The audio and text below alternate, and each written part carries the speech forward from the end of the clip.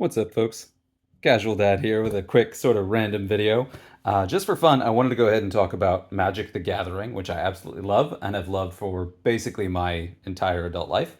I started playing it in, good God, who knows how long? Several editions before this. I think the Dark is when I picked it up, but I did have some beta set cards and really picked it up around Ice Age, way back in the day. But I completely divested my entire collection, all gone, poof. Um, Multiple times over the years, which I still regret because I had a very cool collection of those Ice Age cards back in the day.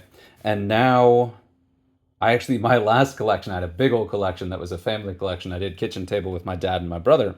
And that collection I actually traded in not too long ago to get my first X-Wing collection, which I do not regret, although I do miss that collection sometimes.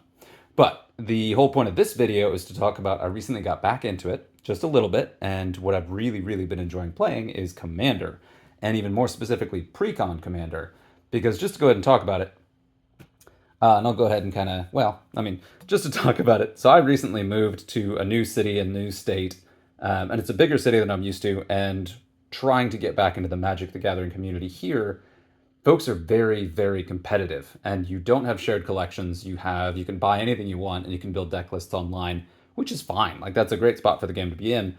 But the challenge that I had is that over time, or the challenge that I had is that I don't want to shell out $600 a month to play standard. I don't really want to invest in the huge power level commander. Like, I'm a hobbyist, and when it comes to Magic, I love the setting, I love the game. I love the mechanics of it, and I really miss that kitchen table bit that I got with my brother and my dad. So that's what I've been trying to recapture. So over time, I've been slowly building up my Commander and the Precon Universes Beyond. Now, I know that's like the lightest of the light possible you can do with Commander, where you have a pre-constructed deck that you don't really change very much, that's made for you. But it really appeals to me, and of course the first one I got was the Tyranids Universes Beyond deck, and they got me back with this. This is actually the deck that got me back into it because it is Warhammer 40k and also Magic the Gathering, which I just could not resist. So, love this deck. This one has not changed at all whatsoever. And this one bases around the Swarmlord, although everybody knows that Magus Lucinda Kane is the better of the two Warlords, because every Precon Commander deck comes with usually two potential Warlords in there, sometimes more, but two cards that can be used as the Warlord. But the more thematic of the two is the one you get here, is kind of the main one. So that's the one that got me back into it. The Universes Beyond is just a set where they go into just a mashup, right? Which I absolutely love in my funny little hobbyist brain. So one of the things that I really enjoy about the game right now is that they're applying Magic mechanics to other universes beyond, and doing the intellectual property mashups like this. So love this one. This one's very cool, so that's what it is. Now, one downside of this one is it came with multiple commander decks, but it didn't come with a set. So there wasn't a set of cards that weren't included in the precon decks. The only cards there were the precons. So I'm going to go ahead and skip around a bit. That's the one that got me into this in the first place. I'm going to jump a bit, so I'll talk about the two that I got most recently, and then I will end with my favorite. The Swarmlord is pretty great. The Tyranid one is really phenomenal, but my favorite's coming up. So next up, I've gone ahead and got the Doctor Who deck. Sorry for bumping the camera. Ooh. And I went with the... oh shoot, I'll remember her name at some point. This actress is absolutely phenomenal, and I think she got a short end of a stick with the writing in the Doctor Who series where she was the first female doctor. But anyway, did great. And I didn't want to get the timey-wimey one that was kind of the standard that everyone was going to go ahead and get, and the villains one was very tempting, but I wanted one of the heroes, right? Really enjoy Doctor Who, love this deck. This, again, didn't come with a set of cards, I think. Pretty sure about that. So I couldn't change this at all. And unfortunately, this deck came with two cards that are not the commander's identity. So of course, the commander is the 12th Doctor, or is it the 14th? The 13th Doctor. I got all the numbers wrong. The 13th Doctor there. Great shiny Doctor card. And this deck came with two cards that are black. And you can't run black in this because you don't have I don't have the commander color in there. And to run it, you can have a co-commander, but I would have to run the black character as the co-commander, and I did not want to run Rose Tyler in this deck because I didn't think she made sense. So I took her out, and so I did have to replace two cards in this deck with cards that were outside of the set. And that one's going to fall. That's fine. So that's number two. Number three is actually the one I got most recently that completed the set. And that is different box style. This is the Battle for Baldur's Gate set. And this one actually does come with a set, which I'm really, really excited about. I got the party time version because I wanted a hero deck to kind of round this out. I'll talk about why that was important in a minute. But so this is Nalia Darnice, and if you have not played the ever wonderful Baldur's Gate 2, you won't recognize her. Oh man, hang on, I gotta sort this real quick. There's some weird stuff going on here. If you have not played Baldur's Gate 2, you may not recognize her as a character because I don't think she appears in Baldur's Gate 3. But Nalia Darnice is one of the main party members and quest givers in Baldur's Gate 2. Really phenomenal character, and I actually recently tried to replay Baldur's Gate 2 just a little bit. Nalia! And she is the interesting combo of white and black. I recently tried to replay Baldur's Gate 2 on mobile because I did that recently with Planescape Torment, which to this day is one of my favorite games ever. But I just couldn't get through it. It was just too much. But one of the things about this that I was actually very disappointed by is this one does come with an actual set. It does come with an actual set around Baldur's Gate, but I found it frustratingly unthematic. So like looking at this, I pulled a couple cards out. And this, so real quick, rewinding a bit, my personal rule for this is the deck has to be a Universes Beyond that I feel personally connected to, that I really, really like. Has to be in a specific color theme, which I'll talk about more in a minute. And then I really like the ones that are surrounded by a set, which is going to come up a lot in my favorite one, but then also this one as well. And so for Baldur's Gate 3 and Baldur's Gate 1 and 2, the whole Baldur's Gate series has so much to pull from, like this rich history going back forever. And so like these cards pretty much nail that. These are pretty good.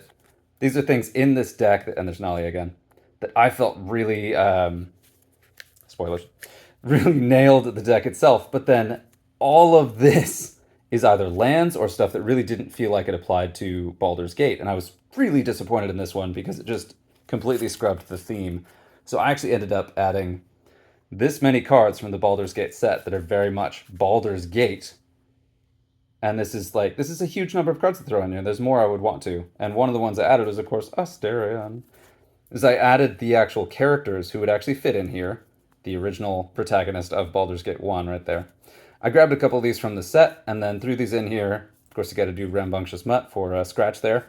It's just like, these are ones that fit really well into the theme of the deck that were not in the deck. These are all things that I added and swapped out cards for, because there are so many things in this deck that did not apply to the theme. Oh, look. Oh, yeah.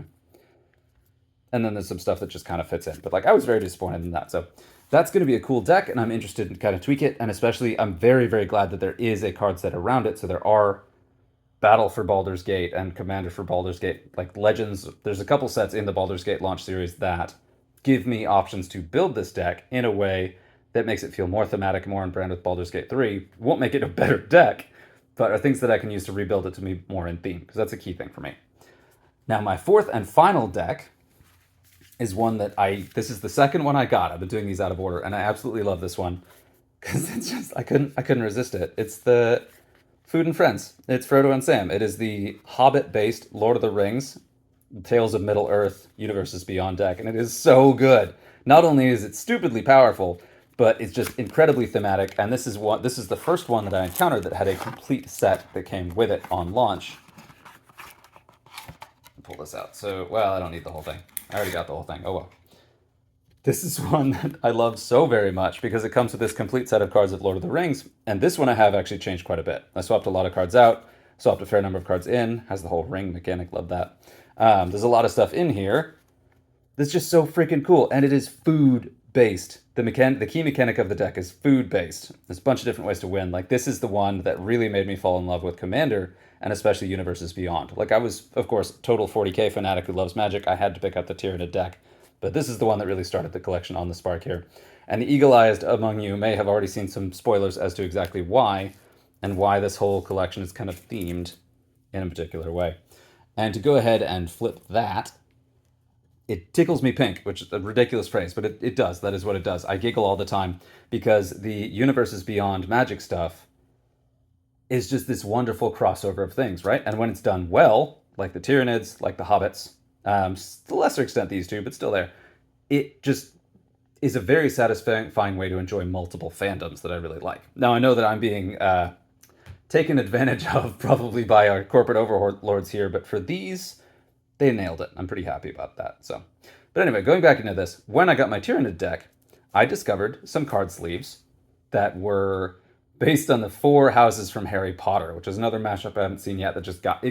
It got me. Now I'm not the biggest Harry Potter fan ever, but I love the whole concept of the houses, and it felt like a really great way to define like a little limited beer and pretzels kitchen table version of Commander. So of course, the first one I saw was Hufflepuff. House Hufflepuff. The Food and Friends house, of course, goes with the co-commanders of the Hobbits there. And it's funny, when I first got this, I just loved Hufflepuff. And so this was the sleeve on my Tyranids deck. So, but I had it. So now my entire Hobbits Lord of the Rings deck is Hufflepuff sleeved, which I really love it. That one is incredibly appropriate. And then, of course, when I moved those sleeves over to my Hobbit deck, I had to re-sleeve the Tyranid ones. So probably no surprise at all. Being the faction and deck defined by raw ambition, power, and just kind of a willingness to sacrifice to achieve your aims. Slytherin. These sleeves they're really nice. You can't feel them, but the texture is great, like a nice smooth thing. These are phenomenal sleeves. So very happy about that. And then, of course, now I was on this track. I had two of the houses. I had to complete the set. So, of course, Doctor Who, being both a very blue-themed set and then also being very much about the mind, House Ravenclaw. And then, no surprise at all, Nalia Darnice, the bold and not always bright hero, adventurer, wrapped it up with Gryffindor. So there's my four houses commander decks. I just love this so much. And one of the great things about this is I've been putting these together both to play with just my buddies locally, and we have a great time playing with these. But then also at the time this video is launched, I should be about to spend a week with my brother and my nephews and get to introduce them to Commander because they recently got into Magic, and get to play these with them. So I'm really enjoying that. This video will probably come out right around the time when I'm actually going to meet up with them. So that's it. Anyway, appreciate the time. I know I've been rambling for a while, so I will go ahead and sign off, but hopefully this is fun. Cheers.